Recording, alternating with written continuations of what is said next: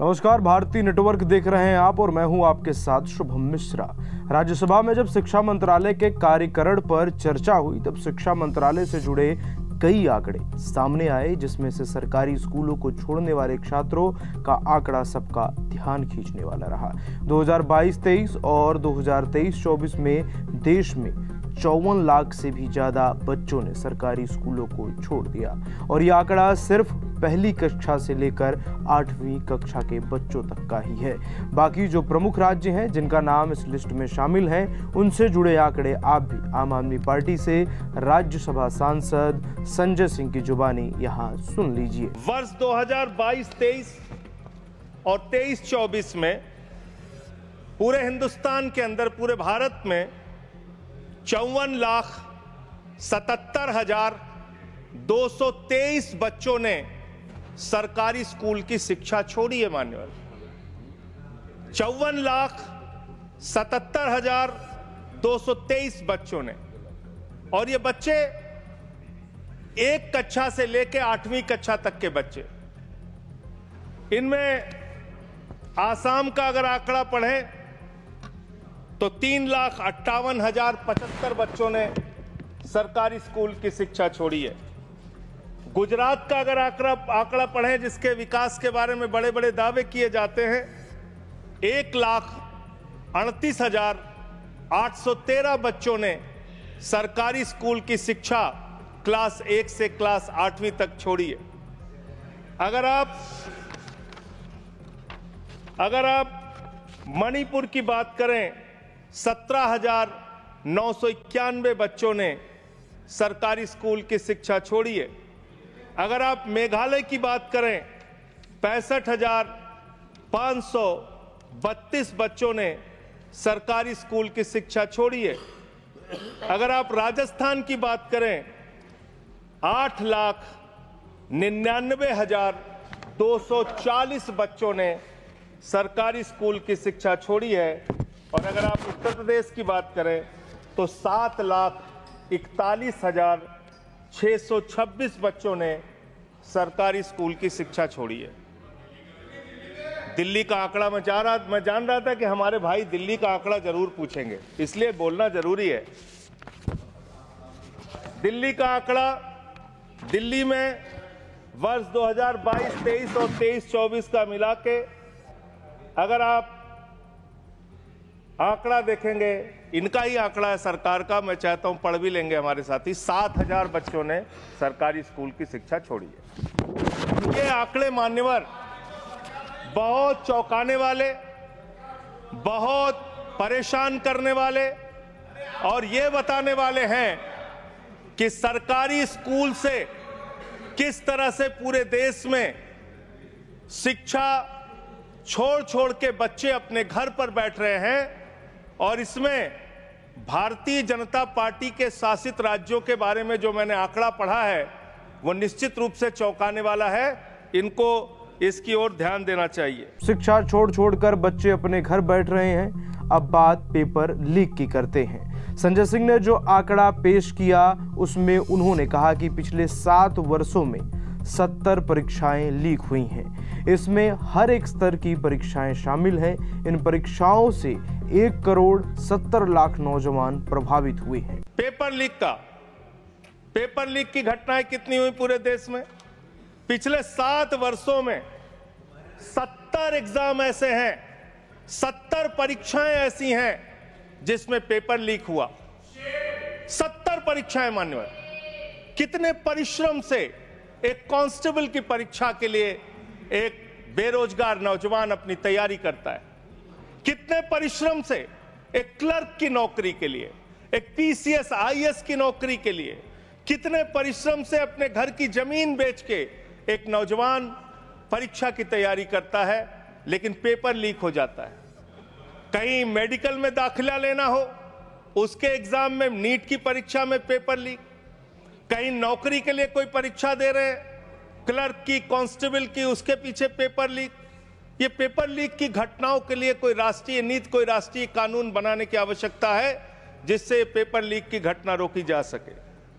मैं paper leak से प्रभावित होने वाले छात्रों की संख्या अगर पढ़ूंगा तो पूरे सदन को इसके बारे में अफसोस होना चाहिए। आपका आंकड़ा है 1,70,00,000 नौजवान ये पेपर लीक की घटना से हमारे बच्चे बच्चियां छात्र छात्राएं बेरोजगार नौजवान प्रभावित हुए हैं। पेपर घोटाले का आरोप भी संजय सिंह ने लगाया। उन्होंने विनीत आर्य और कंपनी एडू टेस्ट का भी जिक्र किया और कहा कि कैसे इस कंपनी को एग्जाम करवाने के लिए टेंडर दिया, साथ ही जोड़ा कि 69,000 कांस्टेबल की भर्ती में इस कंपनी ने घोटाला किया, पेपर लीक करवाया और इस कंपनी को ब्लैक लिस्ट कर दिया गया। उत्तर प्रदेश में 69,000 कांस्टेबल की भर्ती के लिए आपने ठेका दिया एडू टेस्ट नाम की एक कंपनी को।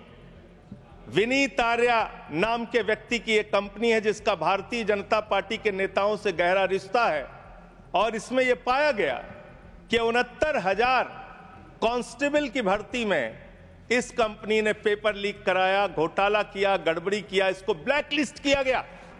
जांच एजेंसियों के सामने यह आदमी प्रस्तुत नहीं हुआ और इसके बाद इसी कंपनी को बिहार में भी एग्जाम कराने का ठेका दे दिया गया। ये आपका प्यार है, आपको छात्रों के नौजवानों के भविष्य से कोई लेना देना नहीं है। आपको सिर्फ और सिर्फ अपने दोस्तों को, अपने मित्रों को फायदा पहुंचाने का काम करना है। आंकड़ों का खेल भी संजय सिंह ने समझाया, जिसमें उन्होंने एससी, एसटी और ओबीसी के बच्चों को स्कॉलरशिप देने की स्कीम, प्रधानमंत्री उच्चतर शिक्षा प्रोत्साहन स्कीम को लेकर बात रखी। जरा आप भी सुनिए। एससी, एसटी, ओबीसी के बच्चों को छात्रवृत्ति की स्कीम, उनको स्कॉलरशिप देने की स्कीम, इसका नाम रखा प्रधानमंत्री उच्चतर शिक्षा प्रोत्साहन स्कीम।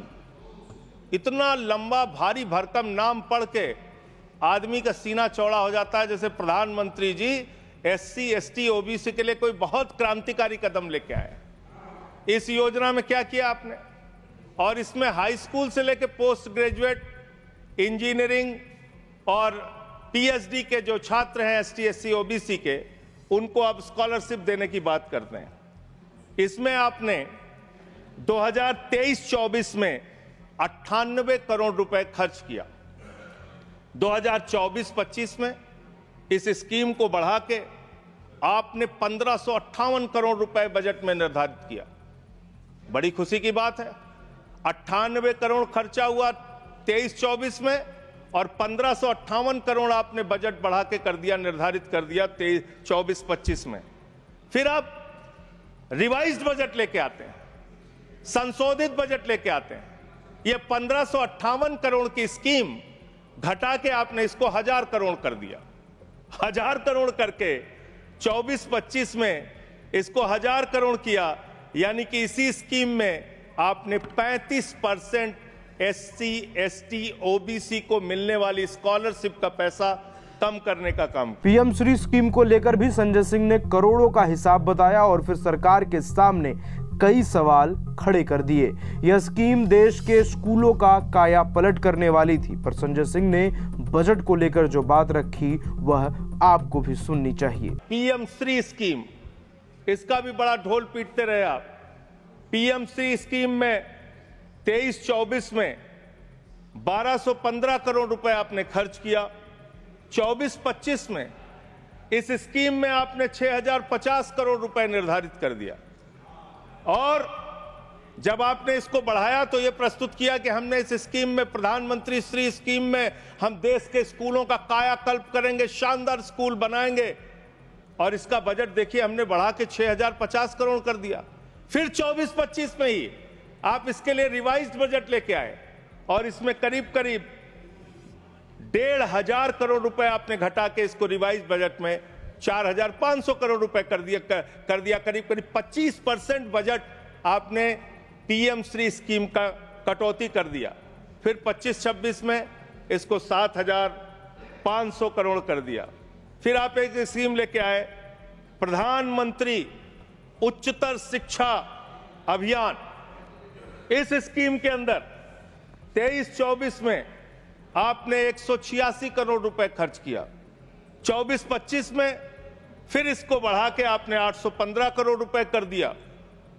फिर इसी साल 24-25 में आप रिवाइज्ड बजट लेके आए, जिसमें आपने 920 करोड़ रुपए यानी कि करीब करीब 50% इस बजट का भी पैसा कम कर दिया, और फिर 25-26 के लिए 815 करोड़ रुपए जो 24-25 में किया था वही आपने 25-26 के लिए कर दिया। यानी कितना खेल शिक्षा के नीति के साथ, शिक्षा के लिए निर्धारित बजट के साथ, कितना बढ़िया खेल किया आपने। एक बार आप बजट निर्धारित करते हैं, फिर संशोधित करते हैं, फिर वही बजट दोबारा अगले साल घोषित करते हैं।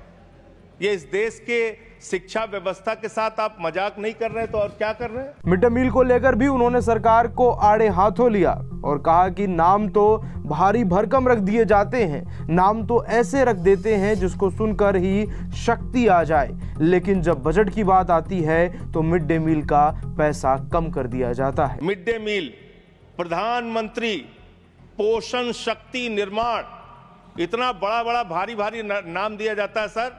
आदमी को लगता है कि जैसे इस मिड डे मील की स्कीम का नाम सुनेंगे आपके अंदर वैसे ही शक्ति आ जाएगी प्रधानमंत्री का नाम सुनते हुए। इस स्कीम की हकीकत सुनिए। इस स्कीम के अंदर आपने 8,458 करोड़ रुपए 23-24 में खर्च किया, फिर 24-25 में इसको बढ़ा के 12,467 करोड़ रुपए किया, फिर इसी साल 24-25 में ही आप रिवाइज बजट लेके आए, संशोधित बजट लेके आए, और इस स्कीम का पैसा आपने 2,467 करोड़ रुपए घटा दिया। मिड डे मील का पैसा आप घटा रहे हैं, मिड डे मील के पैसे में आप कटौती कर रहे हैं। आपकी सरकार को शर्म आनी चाहिए।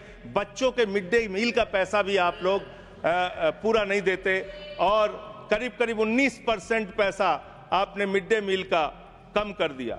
इतना ही नहीं, उन्होंने इतिहास के साथ छेड़छाड़ और औरंगजेब को लेकर भी काफी कुछ कहा। साथ ही अंग्रेजों के राज को याद कर भारत की आजादी में अपना बलिदान देने वाले शहीदों का नाम लिया और कहा कि सबके बारे में पढ़ाएं, और साथ ही तिरंगे झंडे का विरोध करने वाली संस्था के बारे में भी बताएं, अंग्रेजों की गुलामी और दलाली करने वाली संस्था का नाम भी बताएं।